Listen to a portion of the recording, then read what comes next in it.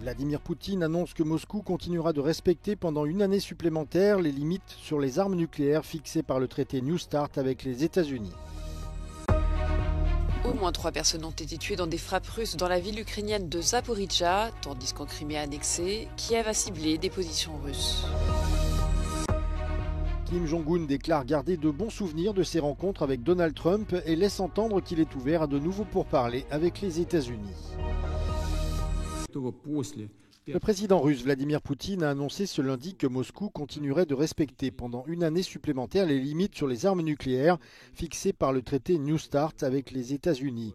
Cette annonce intervient alors que l'expiration du traité est prévue en février prochain.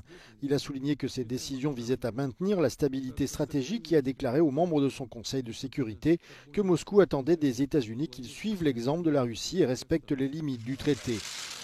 L'accord New START, signé en avril 2010 par les présidents Barack Obama et Dmitri Medvedev, limite chaque pays à 150 ogives nucléaires déployées et à 700 missiles et bombardiers. Les inspections sur site prévues par l'accord sont en sommeil depuis 2020. En février 2023, Vladimir Poutine a même suspendu la participation de Moscou au traité, mais n'a pas voulu se retirer complètement du pacte. Ensemble, les États-Unis et la Russie détiennent environ 90% de l'arsenal nucléaire mondial. L'avenir du nouveau traité START revêt une importance accrue à l'heure où l'invasion massive de l'Ukraine par la Russie a rapproché les deux pays d'une confrontation directe.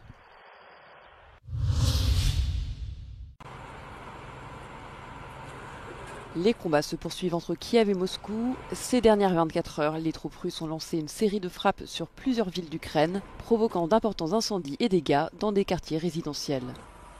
Dans le sud-est du pays, à Zaporijjia, au moins 3 personnes ont été tuées selon les autorités locales. 30 immeubles et 54 maisons privées ont été endommagées et le réseau de gaz a également été affecté, entraînant des fuites localisées. Dans la région de Kiev, une personne a été blessée par des éclats d'obus. Dans le même temps, l'Ukraine a pris pour cible les forces russes dans la péninsule annexée de Crimée. Sergueï Aksonov, gouverneur nommé par Moscou, a fait état d'une attaque par drone sur un hôtel, le sanatorium Foros. La frappe aurait selon lui fait 3 morts et 16 blessés.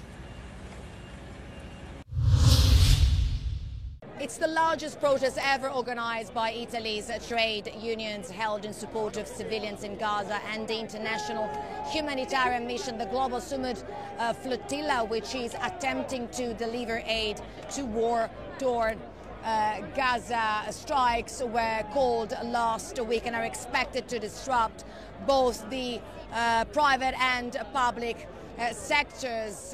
Maritime transport, logistics, education are all expected to be affected by the general strike. When it comes to the railway network, the strike is due to continue until late on Monday, with local transport being affected in several cities.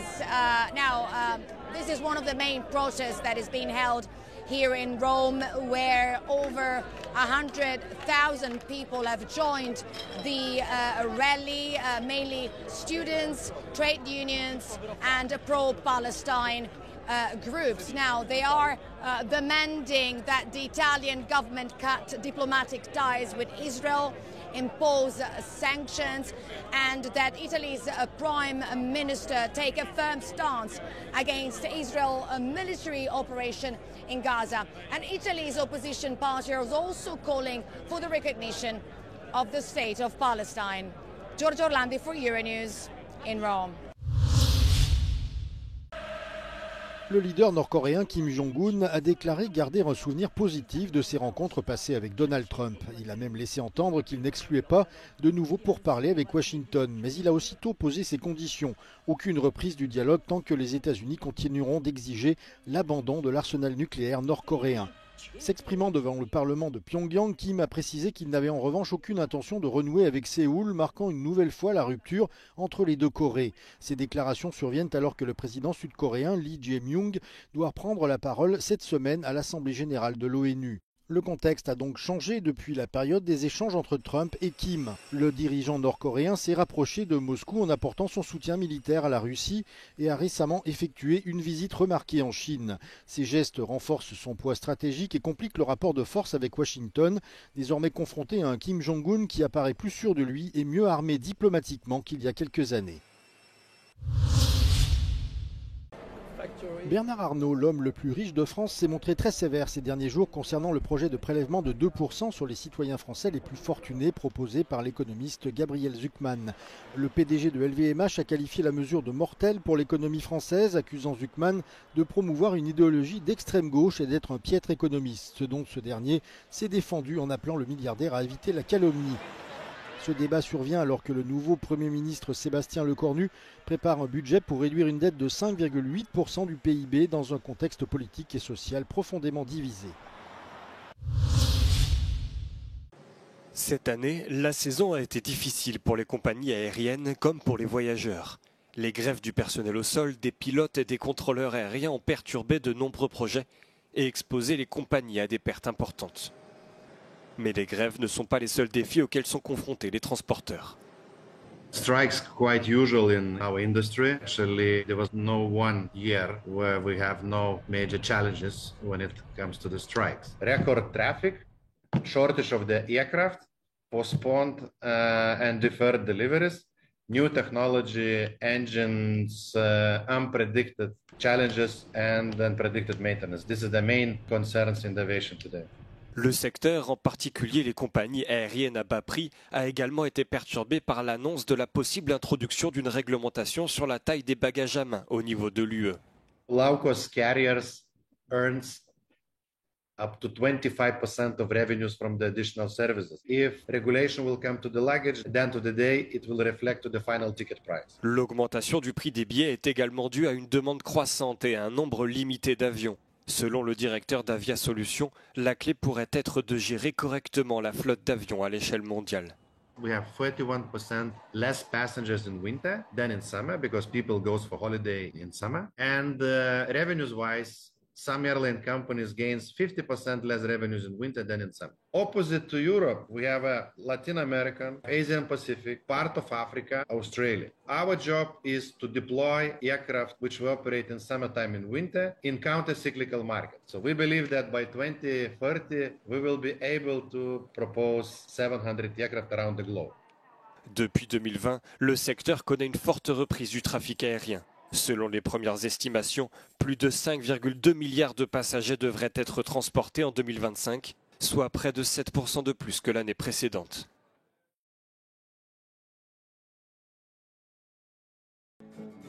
La première réunion nationale des cercles civiques numériques s'est tenue ce dimanche dans un stade de Budapest en Hongrie. Le public a été soigneusement sélectionné, seules les personnes inscrites ont été autorisées à assister à l'événement de la campagne.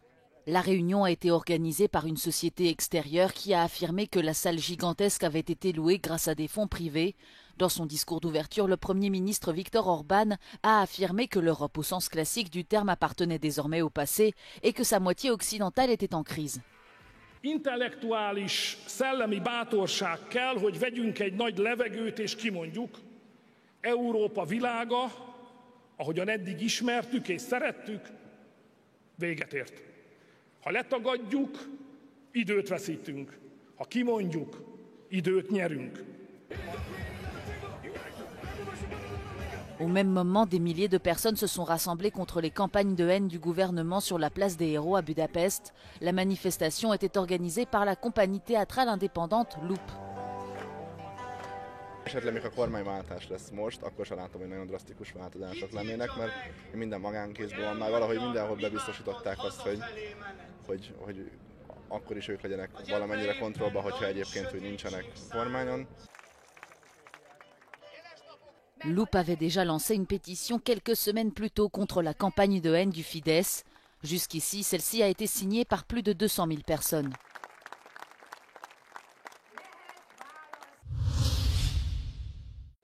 Dans son discours historique sur l'état de l'Union européenne, la présidente de la Commission européenne, Ursula von der Leyen, a décidé de relancer un vieux débat. Faut-il mettre fin au droit de veto des États membres? I believe that we need to move to qualified majorities in some areas, for example in foreign policy.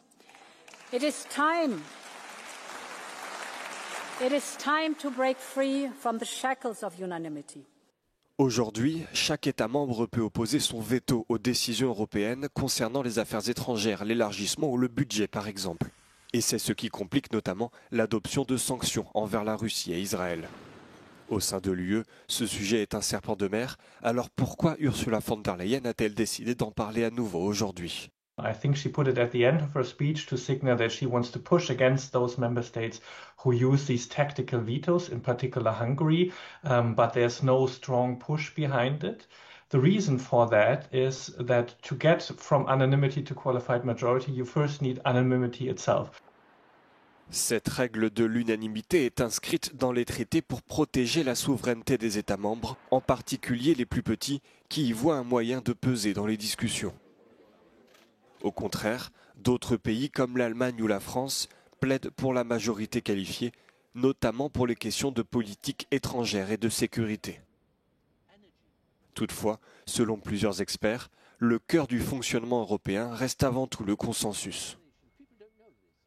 The institution which dictates the political direction of the EU is actually in the building behind us. It's the European Council, it's the heads of state and government. They decide everything by consensus. They do conclusions by consensus. In fact, the consensus has made things more durable. Because if you immediately, on an important issue, a sensitive issue, you go ahead without voting countries, I think you'll create a problem.